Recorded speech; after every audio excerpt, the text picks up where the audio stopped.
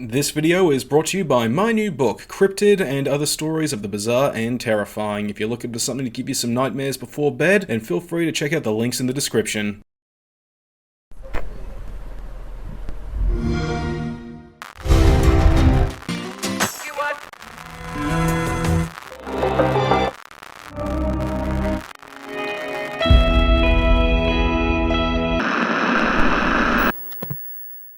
To say 2020 was a terrible year would be putting it lightly. We all lost a year of our lives, plans and ambitions, and entertainment because of the foolish actions of authoritarians over in China. But at least there was some good throughout the year, and many of us managed to find some escapism to get through it all. Myself turned to one of my favourite hobbies, gaming, and to say I played a few throughout 2020 would be an understatement. So to help kick off 2021, I've decided to showcase a good handful of games that, for one reason or another, really stuck out to me and were great sources of entertainment. I should stress this isn't a best of list, these are just games that I happened to play mainly during the lockdowns and stuck with me for one reason or another. What's more is that while there are games here that I've reviewed during the year, that was not a requirement. So, let's see if I can showcase some good games and maybe some hidden gems.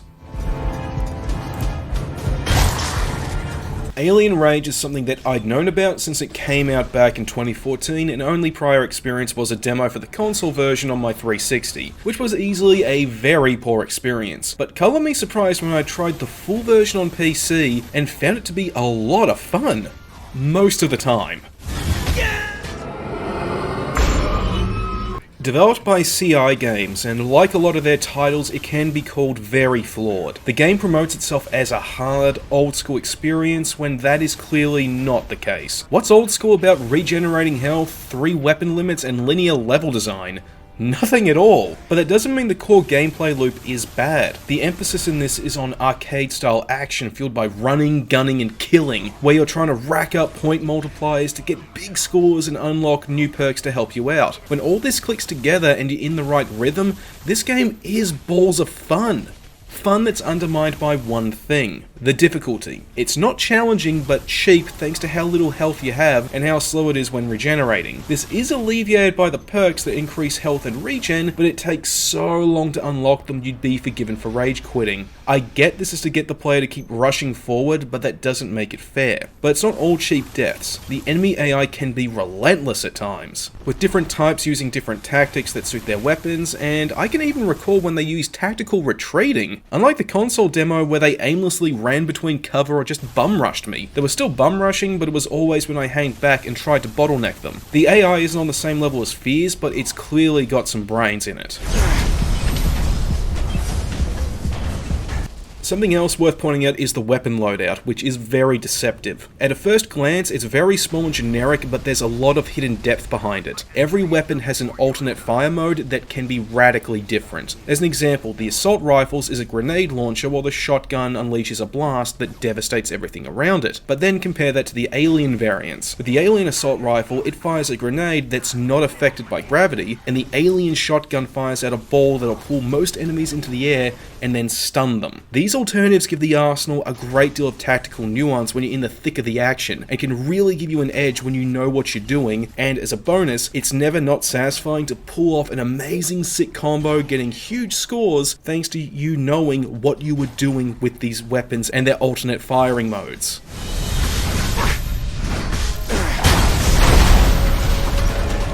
I should also bring up the fact that this is a really good looking game. Really, this was made in the Unreal Engine 3 and CI really put it under the pump. First time I fired it up on my PC, for a moment I thought it was actually made in the CryEngine, but I would criticize the game's art direction for being drab and lacking imagination. It's all labs and industrial areas in shades of white and grey, with the occasional splash of orange or blue to break it up. So with only a few exceptions, nowhere really feels unique or distinct, and it all just blends together.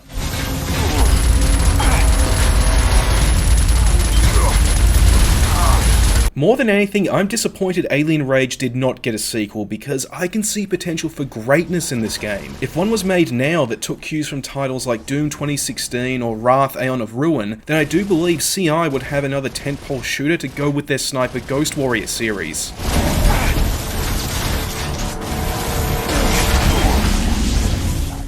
Now, Aliens vs Predator 2010 was a game that I loved back in the day. Not a day went by in high school where I did not play it at least once a week. But that was 11 years ago, which begs the question, does this game still hold up, or was it all just rose-tinted nostalgia? Shit! Looks like they're well contained. The answer is somewhere in between. Developed by Rebellion, the meat of the game is divided into 3 distinct campaigns, each with their own gameplay as you play as either a Colonial Marine, a Predator, and a Xenomorph. The Marine campaign is the most straightforward and traditional of the 3, playing as your usual FPS with scripted horror-fueled set pieces, and you know what? It's fine! On PC, the visuals are much crispier compared to my old console copy, which really lets the game's dynamic lighting pop out, and help generate atmosphere that's true to the Alien films. A lot of the terror and atmosphere is undermined by repeat play sessions, and the story itself isn't anything amazing, but it's still an enjoyable campaign, despite some odd design decisions from Rebellion, such as resetting weapons between levels, or no ability to crouch or take cover, despite there being enemies with guns who can do those very things. As a whole, the campaign is a solid translation of the Colonial Marines from the movies in both gameplay and writing, and absolutely puts Aliens Colonial Marines to shame, but that's not hard to do.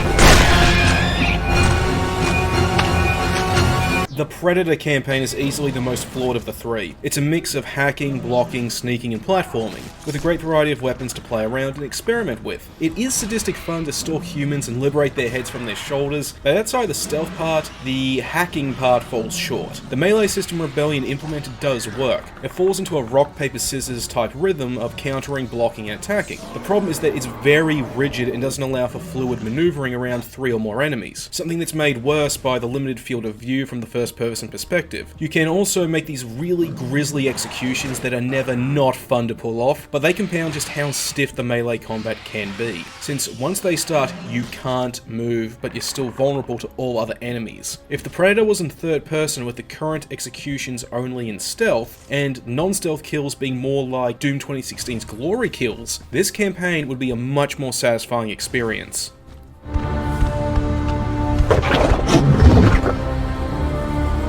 Now, the Alien campaign always was and still is my favourite of the 3, with an exclusive focus on stealth and nothing else. You rely on melee entirely and hiding in the shadows to get the drop on enemies, and it all works amazing. It's the shortest campaign, but the most tightly focused, with every objective being the most direct. Usually just kill all the enemies in a room, then move on to the next. It also sports the best execution animations in the game, which makes getting the drop on a Marine really satisfying. Some nitpicks I do have is that you don't really go against any Predators in this campaign. They really only show up as part of a 2-stage boss fight at the end, and then it's over. It also drives home that all 3 campaigns shamelessly reuse levels with no real campaign exclusive ones. There are campaign exclusive areas in the levels, but considering Rebellion also made the 2000 Aliens vs Predator game, which had campaigns made up entirely of distinct levels, it can't come off as disappointing here. But at least the interconnected stories of the campaigns do make a serviceable overall narrative, even if it's not anything amazing. It's in the open! Now we come to a game that I just could not get into when it first came out, Borderlands. Nothing about it pulled me in thanks to the lack of variety in the enemies or the quests, the lack of humour, lack of a story, and lack of anything that resembled the hilarious and addictive game that everyone was ranting and raving about. So with the new remastered version, being able to pick it up and play it from beginning to end and enjoy it, that was a big deal for me. What sets this remaster apart from the original release includes what you'd expect. Touched up graphics that pop out of the screen more than before, as well as what really makes this the definitive version of the game in my eye. Mechanics and gameplay tweaks brought over from the later titles. This doesn't mean this is now like Borderlands 2, most of the changes were really minor things that casual players like me would never notice. But there's a nice spoonful of sugar there that makes the mind-numbing repetition of the game so much more tolerable. At its core, the gameplay is solid. That's something no one can deny. Shooting enemies and looting guns, a lot of the fun in the game is trying out the new weapons you can get your hands on, since there's a good deal of creativity in the weapon variety, from revolvers that shoot miniature grenades to rocket launchers that fire balls of acid. With the addition of ones from the later games, there's now more to find and try. A real treat for die-hard fans wanting to mix the modern guns with the classic areas and quests they undoubtedly loved back in the day. something I personally loved was how the game evolved as I played through the expansions. As I worked through each one slowly, they remedied my problems with the base game, adding in more varied enemies to shoot, and quest objectives that went beyond the typical go from point A to point B and kill X of Y or collect X of Y. The writing too got better, with more enjoyable stories, and the humour I found in Low Supply and the base game becoming so much more abundant and hitting the mark. My personal favourites being references to Scooby-Doo and the Zombie Island of Dr. Ned, and the story of Claptrap's new robot revolution, the latter of which to me felt more like Borderlands 1.5 than an expansion for the first game. Delete my ass. But the Borderlands 1 remaster wasn't the only game from that series I played during the lockdowns. Borderlands 3 is an interesting addition to the franchise, in that I find it easily has the best gameplay in the series, yet also has the second worst story, only being out by the first games due to how anemic I found it to be. The best way to describe the gameplay is that it's everything the prior games have done, just bigger and better. The gun generation system is much more in depth than before, and one new addition to the feature pool is something I love, the inclusion of alternate firing modes, which means now you can get weapons that are ridiculously over the top, as well as get some extra depth into the shooting. You also get to travel beyond the deserts or tundra of Pandora, letting us see the Borderlands art style be applied to aesthetics like Tibetan temples to neon cityscapes, and really get an idea of how broad this universe is beyond just one planet, all of which looks fantastic, and it's a breath of fresh air from the game's more strictly Mad Max inspired roots.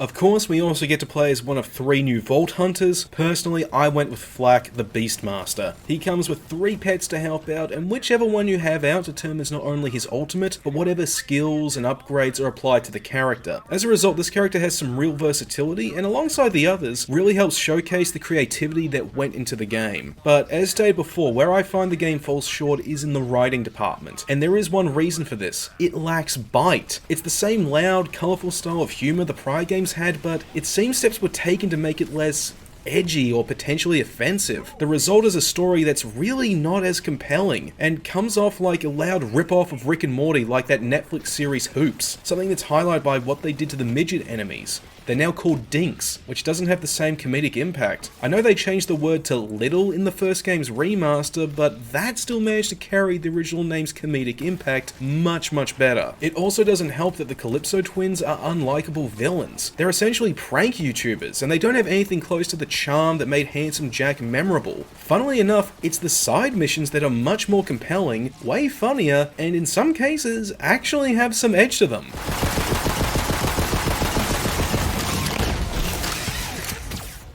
Up next is Postal 4, the latest from Running with Scissors, released into very early access. My experience with the Postal series goes back to high school, playing a pirated copy of Postal 2 a friend gave me that barely ran on my old desktop. While the series started out as the gaming embodiment of edginess, it became something more, something lewder, cruder, vulgar, and stupidly offensive. A tradition that 4 continues with urine-soaked pride.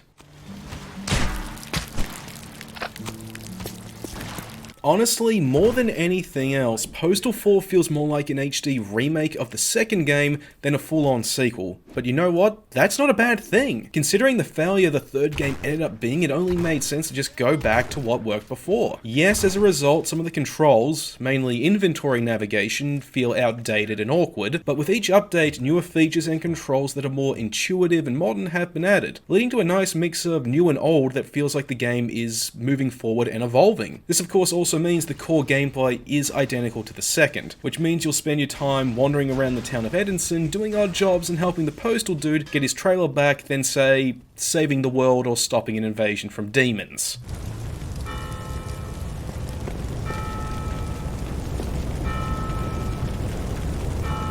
What you do in between those jobs is really all up to you, the player, which usually means running up to people and being as violent and offensive as possible. The people of Edison will react to your actions randomly, and this can lead to some insane escalations of insanity, with police having an all-out shootout with the citizens, or because you decide to walk up to someone and literally piss in their face, while the jobs themselves include things like helping Americans illegally immigrate to Mexico, cleaning a sewer, starting a gang war, to delivering catnip. A lot of these turn into fun minigames or experiments with the gameplay. With the catnip job, you actually hallucinate being a cat for a while and get to see what it's like as one of the series' living gun silencers. Well, the gang war one really showed off how willing and deliberate the game is in trying to offend people without a care, with none of the gangs really caring about what I did, but instead literal special snowflakes taking up action to cancel me. There was never a dull moment while playing, except for maybe navigating on foot. Ooh, sorry, I don't play well with others. The only real complaint I have with Postal 4 is how incomplete it is. Running with Scissors has been very open about its early access state, which they deliberately dubbed the Janky Alpha. So that means currently there are a lot of annoying bugbears that can not only get on your nerves, but also ruin a play session. From the third person view glitching out and making it impossible to move, unless you snap back to the first person, to Edison being broken up by load times that can take a while, the game crashing, or in one instance with me, I loaded a save, but for whatever reason, the game reverted the map back to a state when the area I was in was walled off, so I couldn't leave. Regardless of its current state though, Postal 4 is a game that puts fun above all else that's worth playing, unless you're the kind of person who gets their panties in a twist over boobs and anime. Allow myself to introduce myself. I am El Plago, el jefe de los oscuros, the plague of the border, and the Reckoning of Edenson.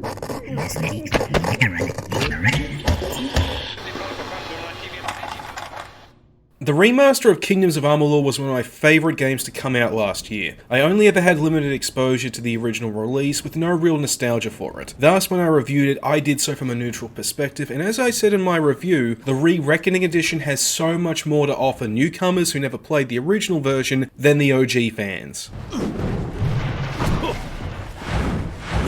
At a glance, it's easy to tell what the biggest inspiration for Kingdoms of Amalur was. Warcraft. The two share an almost identical art style, but that's not a bad thing, since this game's tone is more whimsical and fairy tale-like, with the theme of fate hanging overhead giving weight to everything. This really sets it apart from its core inspiration, and the lore penned by R.A. Salvatore is just amazing, complementing the art direction perfectly. He made this into a unique world, and how he handled concepts like fate and history when applied to a race of immortals that resurrect after every death was really creative, and I dare say borders on genius. The actual story of the game, of someone coming into being free from the dictate of fate, didn't really grab me. In fact, I found some of the side quest lines to be more interesting, but it is well written and does have some twists and turns that are engaging.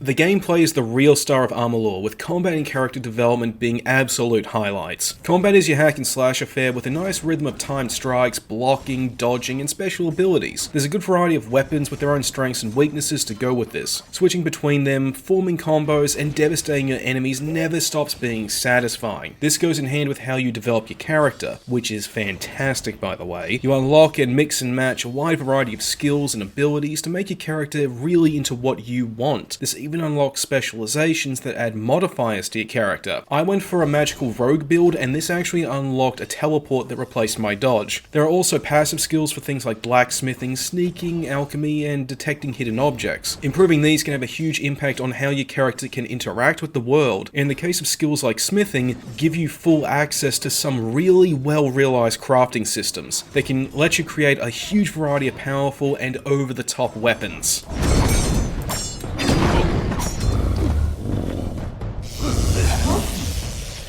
My biggest complaint with Kingdoms of Amalur is how dead the world can feel early on. This is because originally the game was going to be an MMO before being pivoted into a solo experience, so a lot of that MMO DNA is still very much in here. So this means a lot of the more open areas don't have a lot going on in them outside of enemies or NPC quest givers. As such, they don't really feel alive, but this is alleviated as you play if you develop certain passive skills, giving you more of an incentive to actually explore and make the world feel more alive and less stiff, improving on an already solid experience as you fight back against the Winter Fae and their Mad King.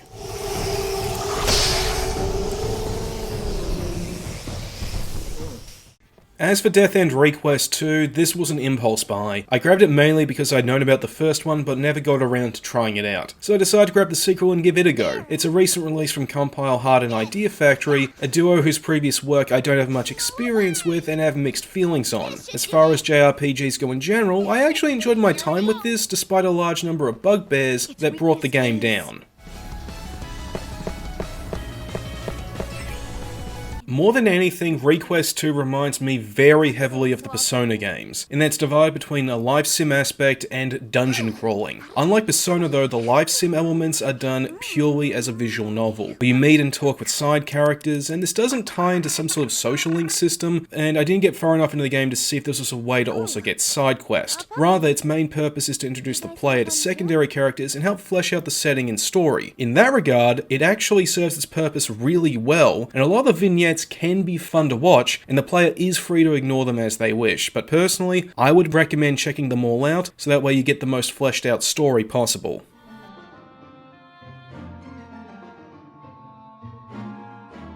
As for the dungeon crawling aspect, a real highlight of it is the combat system. I've only had limited exposure to some of Compile Heart's other games, but this feels like an evolution from the combat I saw in Hyperdimension Neptunia 1. Not only do you have to take character positioning into account, but there's also a rock, paper, scissors aspect to it, where the 3 enemy types are weakest against the 3 attack types. Those familiar with the system from Fire Emblem will find this clicking for them immediately. There's also the knockback and stacking systems. Knockback is when you send enemies flying around the battlefield for extra damage, bouncing between the barriers and back and forth between your party members and other monsters. While with stacking, you actually stack 3 attacks or abilities to use at once in a turn. This is awesome, and it opens up a ton of tactical options for dealing with the enemies, especially since some attacks don't trigger knockback unless they're used in a specific stacking order. Incidentally, it was never not fun to send enemies flying around like they were air hockey pucks. Something's here. Yeah.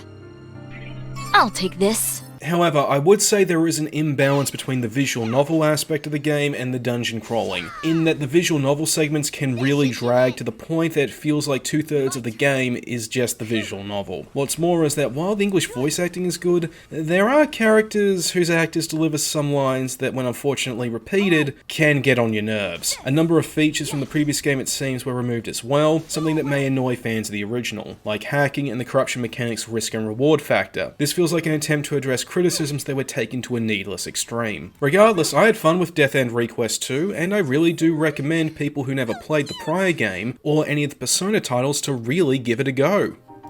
My goodness, Roddy is an angel! Oh, adorable! Ah!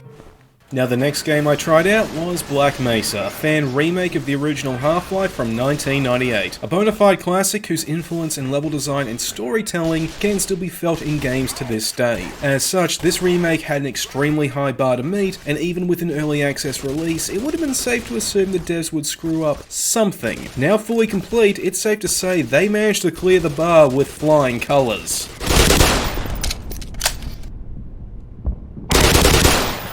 Now first off, you'd be forgiven for thinking this was just a straight 1-to-1 remake. While Black Mesa is a faithful recreation, Crowbar Collective weren't afraid to make some changes where it mattered. I can't say how the game was like during early access, but I heard about a number of mechanical differences that undermined it. In its finished state, it feels like a 0.9-to-1 recreation, thanks to the tweaks and adjustments that had been made since early access, as well as the addition of some small changes that makes the game feel more modern in a good way, such as how some guns now have all new alternate firing modes that give you more options in the heat of the moment, and you know what? These fit in just fine. If you never played the original release, you'd be forgiven for thinking they'd been there since the beginning. There were times while playing I thought I was playing through a set piece that was new, but after a quick search online, realised that it was recreated from the original. Then there's Zen, the infamous final chapter. Unfortunately, I never made it that far during the lockdowns, but from what I gathered, it's been remade from the ground up into something that's more intuitive and enjoyable. I can remember the original Zen sticking out like a sore thumb with out-of-place platforming and a frustratingly annoying final boss fight. So any change is easily an improvement in my eyes.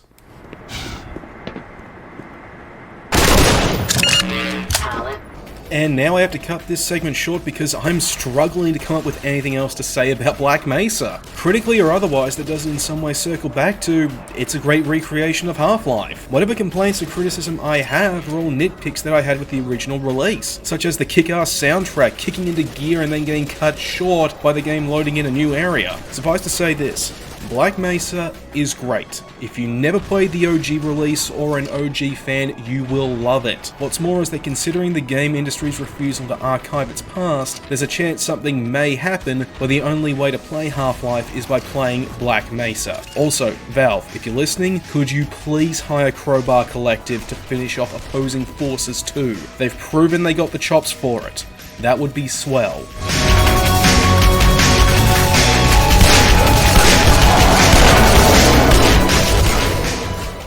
Next up is Assassin's Creed Origins. This was quite the curio to me. I'd heard about some of the radical differences, but aside from the inclusion of RPG elements, I knew nothing else and just never got around to playing it. Now after giving it a go, I have to say I both like and hate this game. The reason I have such conflicted feelings toward it is because I'm a long-time Assassin's Creed fan. I've enjoyed the series ever since the very first game. And for one, this title is a well-realized RPG that's taken cues from other titles like Witcher 3. But it's such a radical departure from everything that defined the series from the beginning that it just does not feel like an Assassin's Creed game to me.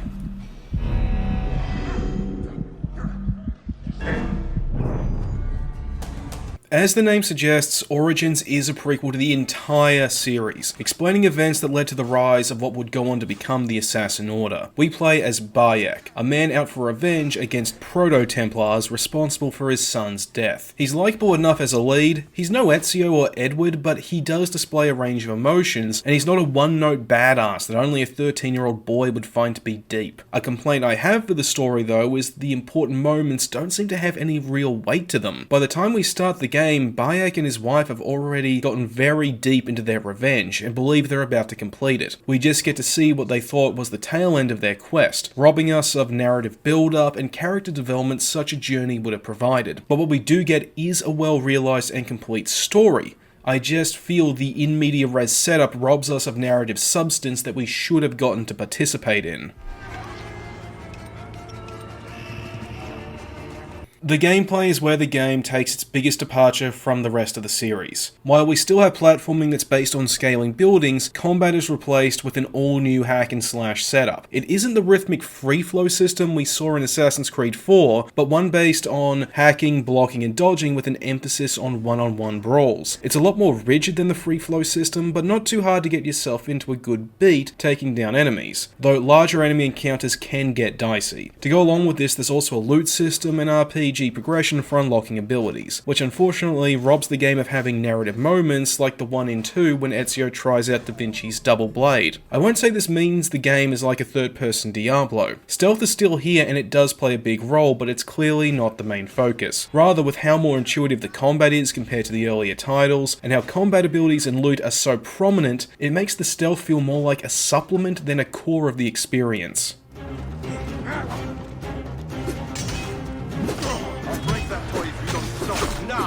More than anything else, I believe on a personal level that this game should not have been released as a mainline entry. If it was released as the first in a spin-off series, Assassin's Creed Legends or something like that, I would be a lot kinder to it. But it's clear that in Ubisoft's desire to reinvigorate a franchise they milked to stagnation, they've set it down a path where its identity has become increasingly diluted. Everything I find to be wrong with this game can be summed up with one scene. When Bayek is given the Hidden Blade. What should have been an epic moment fueled by build-up and anticipation, possibly over a multi-part mission where you gather the components, is instead a forgettable part of another scene where his wife just gives it to him and says it's a weapon from ancient times. Yeah, it's cool, but you expect something different. However, there was another game I played during the lockdowns that actually captured the spirit of Assassin's Creed better than Origins.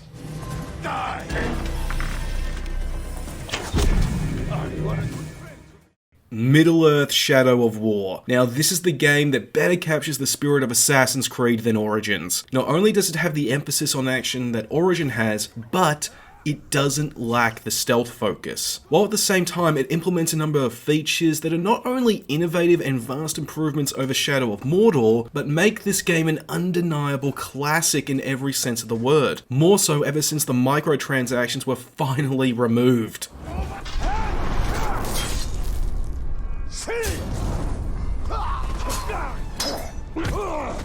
First, the absolute best thing about this game is the Nemesis system, a mechanic that randomly generates unique antagonists for the player to fight both within and without of the main story. Since the time of Shadow of Mordor, this thing has been put on steroids. The number of variables added to it are insane. Not only do these modify how the antagonists play out in boss fights, but can lead to some great organic emergent storytelling, where a pre-existing nemesis is brought down by you and his weaker rival takes his place in the orc hierarchy, or for a lowly grunt to get promoted after getting lucky and taking you down, now to have traits and weaknesses based on injuries you gave him from the first encounter. Hell, you can even focus on a particular nemesis and help them reach the top of the hierarchy, nurturing them into a powerful boss with the best rewards when you defeat them. These can be more engaging than the scripted narrative, though admittedly there are times when the system can be annoying, such as when you're going after a specific nemesis only for one to be actively hunting you down for payback, then showing up out of nowhere and sucker punching you, or when the system generates a nemesis with a specific combination of traits that makes him immune to everything but one very specific kind of attack that in some cases has to be done a certain way.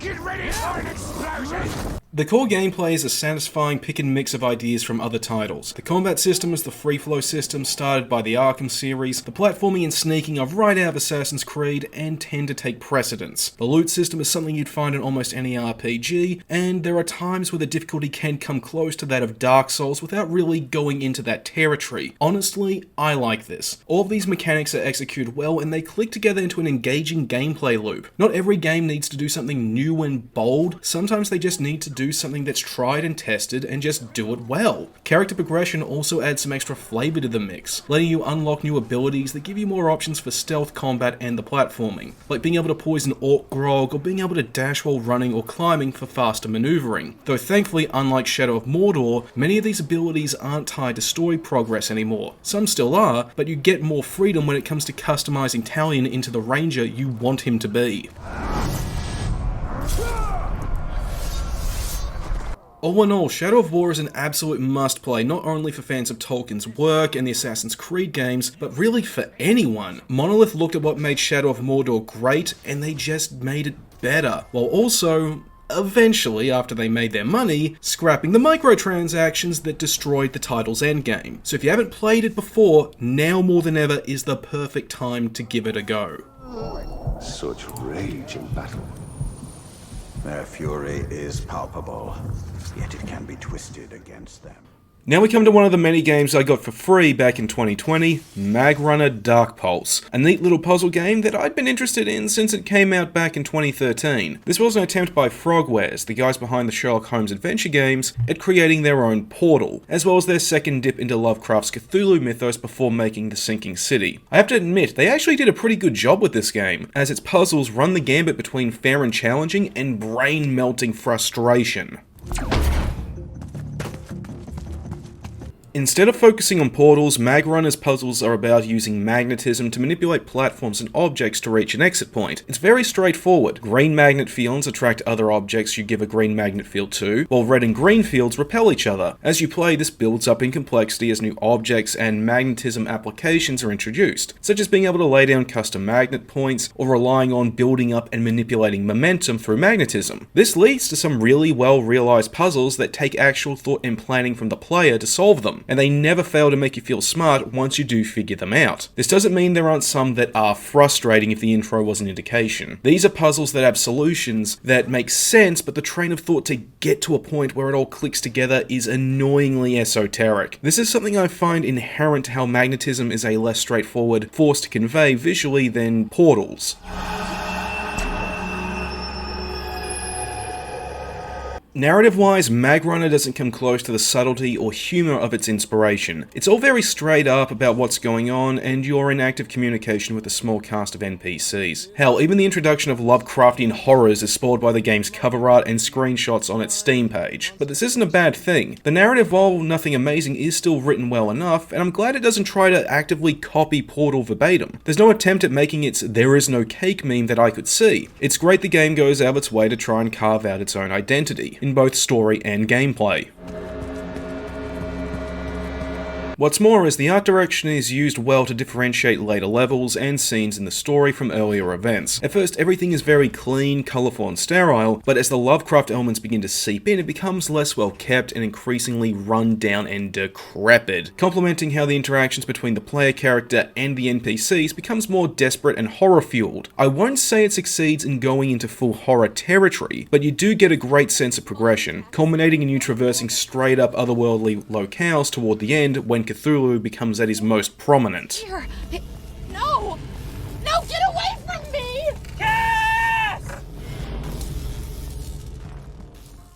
And we come to yet another game I knew about but just didn't get around to trying until last year.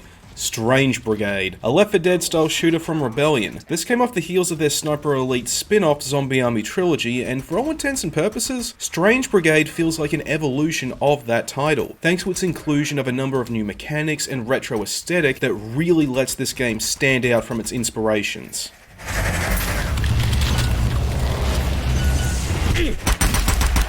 One of the new additions to the formula is environmental interactivity. This comes in two forms. One is something you'd expect with hazards that you can manipulate to help you out, and the other is with something I was not expecting: puzzles. There are numerous traps littered throughout the maps that you can use to lure enemies into, and these can be a real lifesaver. When you're low on ammo or low on health, luring a crowd of zombies into whirling blades of death can be the deciding factor whether or not you live or die. While the puzzles, they are mostly things like simple Bioshock pipe puzzles, combination locks, and pattern guessing, but not all of these are required to move forward. A lot are optional and rather tie into exploring the levels for rewards like money, consumable weapon upgrades, lore, and relics. Hell, there's even some Indiana Jones style light beam puzzles and ones that emphasize co-op. The required puzzles require thinking from the player, whereas the optional ones, they do have their solutions hidden somewhere in the environment and you need to keep a keen eye out and actively search for them. But if you mess up 3 times, that's it. You're locked out of the potential rewards you could have had.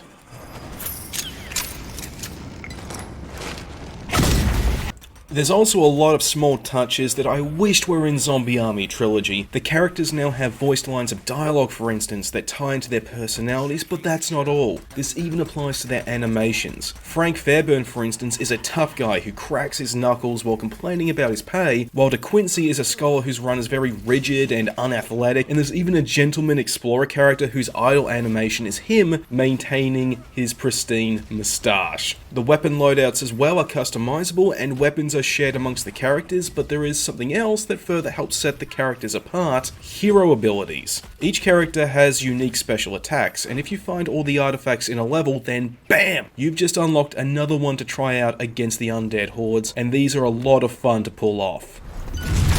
Oh, a quick jab there. I also love the retro Alan Quatermain aesthetic of this game. The bright earthy colours and vibrant greens really make the game's art direction stand out from the pack, and the presentation, oh lord, the presentation! It's all presented in the style of a 1930s or 40s style serial with a charming narrator piping in to comment on the action. Perhaps a little too much, but he never gets on the player's nerves. Even the enemies feel like they're out of those old serials or classic films, with Boris Karloff style mummies, Argonaut skeletons, and a wide variety of dried out zombies. In fact, the entire roster is larger than I expected. Granted, a lot of the enemies are variations of the zombie that are exclusive to one-off areas, but hey, that doesn't make them any less enjoyable to shoot up, and they do change things up when needed. The only real complaint I have with Strange Brigade is with the sound design, particularly the guns. They just don't feel like they have a lot of power behind them, with the only exception being the shotguns, but even then, they pale in comparison to the shotguns found in other titles. This issue aside, I had a lot of fun, and I find it sad that I just don't see people talking about this game often. So if you want a unique co-op shooter, then dude, this game, trust me, it is worth a go. Take a bow, Brigade. Another perilous mission magnificently accomplished. Now we come to Dayman 1998, a spiritual successor to the early days of Resident Evil. Coincidentally, this originally started out as a fan remake of Resident Evil 2 before growing into an original project. I have to admit, I was left disappointed by certain aspects of this game, but they were compensated by other elements, and overall, I would call this a solid piece of action horror that any Resident Evil fan worth their weight in salt should play at least once. Gameplay takes more from Resident Evil 4 rather than something from the classical era. So it plays as a third-person shooter, but it has some neat ideas to help keep things tense, such as how it handles weapon reloading. When you reload a gun, you either do a quick reload or a slow reload. The difference is that a quick one dumps the old magazine and the ammo it contained on the ground for you to pick up later before popping in the fresh one, while a slow one has you put the old one away while popping in the fresh one. This takes a very mundane mechanic that no one really thinks about and makes it into something more methodical, keeping resource management and even strategic mag drops in mind, even in the tightest of moments. There's also some solid puzzles that do feel like they're straight out of the Spencer Mansion or the Raccoon City Police Department, and there's even a three perspectives approach to the story, letting us get the full view of the carnage unleashed on the town of Keenside from different points of view. Speaking of the story, it's a mess. At face value, it is straightforward. Something goes wrong at a Hexacorp research facility, their security team is dispatched to secure a bioweapon, things go wrong, and now, there's zombies everywhere. Where it gets screwy is with the finer details. A lot of the dialogue in the game doesn't really address what's going on directly, and instead focuses more on details that you aren't aware of unless you go out of your way to read every document in the game, and even then that's not a guarantee. Hell, I couldn't even remember what the name of the virus causing the zombie outbreak was called for most of my time with it, but at least the three perspective approach to the story is well realized. Each character has their own objectives to fulfill and experience their own obstacles, such as Liev betraying his fellow operatives and looking to escape and make off like a bandit, while Raven is unaware of the betrayal and just looking to reach the evac zone. While caught in the middle of all this is Sam, a park ranger looking to avenge the death of his wife, while also grappling with Daymare syndrome, the condition the game is named after and causes him to hallucinate.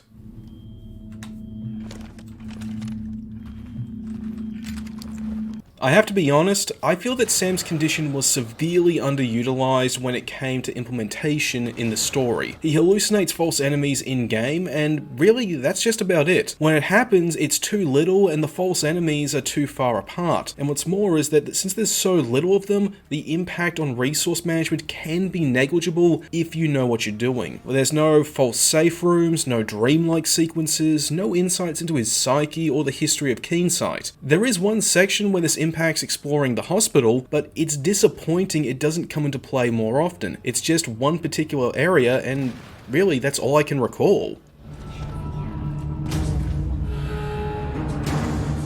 Everything else that I have issues with are really just nitpicks that are easily forgivable, like how stiff the animations can be at times, the enemy grappling being annoying, and a small number of bugs. As a whole, Daymare is a fun piece of horror that does succeed in being tense and can be scary at times, while channeling the spirit of old school Resident Evil through the filter of Resident Evil 4 into a janky mold.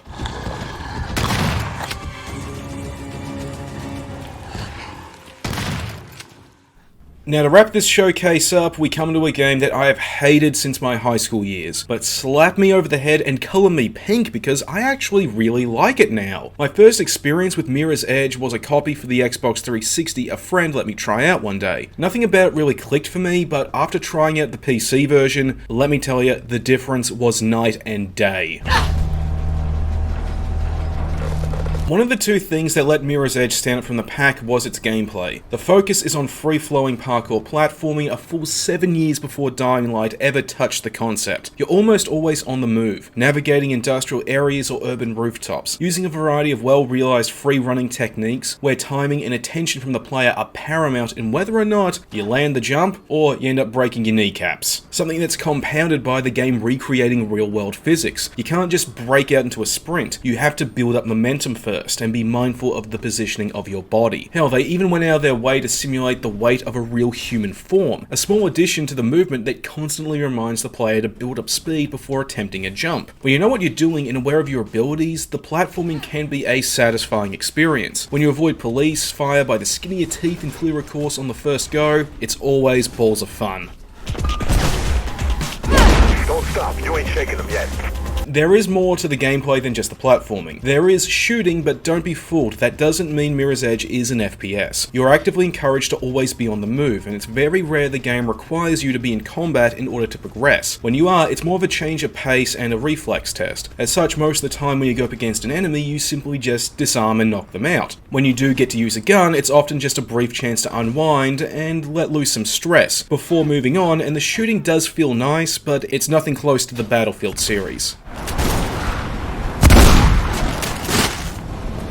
The game's art direction was the other thing that let it stand out, and I dare say is the part of the game that has aged the best. The game is dominated by clean, sterile whites with contrasting yellows, blues, and reds. This serves a great practical purpose in-game, as it reflexively highlights where you need to go and where you should jump. This keeps the pace consistent and ensures the game doesn't have to hold the player by the hand with an objective marker. However, the choice in art direction is undermined by one very glaring flaw. It's eye-straining. While playing, I had to take a break or pop on my glasses before the white of the city burned itself into my retinas more than once. Now, I'm sure you're wondering, why was it I couldn't get into the console version if I've enjoyed the PC version so much? Simply put, the main reason was the control scheme. It was this odd setup that made the game physically uncomfortable for me to play. On PC though, the keyboard and mouse setup is a lot more intuitive, and most important of all, it doesn't make my left hand cramp. It also didn't help that the story isn't really anything amazing either. None of the characters stuck out to me, and I wasn't exactly attached to the lead character Faith and her journey either. In fact, we don't really see a lot in-game that really points to the antagonists as being real bad guys. Hell, the city the game takes place in is so clean, it's not too much of a stretch to assume the only oppressed people are the janitors, and that's because they constantly go clean the blood and guts off the streets of all the parkour runners who keep falling off the rooftops. But if nothing else, at least it is well told and makes sense from beginning to end, which is the least you can ask for a game that has any real substantive narrative in it.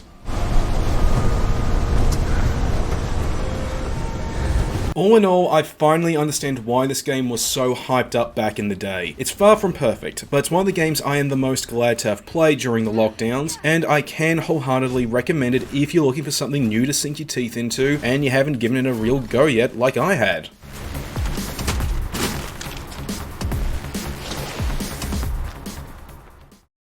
Alright, this is finally done and dusted. I'm sorry this has taken so long, but a lot of personal stuff just kept coming up, and I wasn't able to get this done on schedule. But hey, better late than never, I always say. As for the next game review, I'm planning to take a look at Werewolf the Apocalypse Earthblood, and then after that, I'm planning to do a Redux review of both Tacoma and Gone Home. Look at both games by Fullbright Company with the benefit of hindsight. Now, I'd also like to give a few honourable mentions to some of the games that were originally going to be in this showcase, but ultimately were cut for the sake of time. And these include the likes of Remnant from the Ashes. If you ever wondered what it'd be like if Dark Souls and Borderlands had a child, now you know. Canarium, which was a really nice walking sim-style horror game that acted as both a sequel and adaptation of one of my favourite Lovecraft stories, At the Mountains of Madness. The Destroy All Humans remake for just being absolutely awesome and reminding me of how great that old game still is. Far Cry 5 for being an actual progression from Far Cry 3 rather than a rehash like the fourth game was. Deadly Premonition Origins and the sequel, A Blessing in Disguise. It was just awesome to finally be able to see the story done in its totality, as well as play a version of the first game that was not only wildly available, but didn't constantly crash. Wrath Aeon of Ruin for just being an absolutely balls-to-the-wall, awesome old-school shooter, and Serious Sam 3, which was just some great over-the-top dumb fun. I've also got some movie reviews in the pipeline, but some of them I've had to cancel just because I've left them for too long, and I want to make room for other stuff that I've seen more recently. Anyway, I've got all that and more coming up, so please please stick around.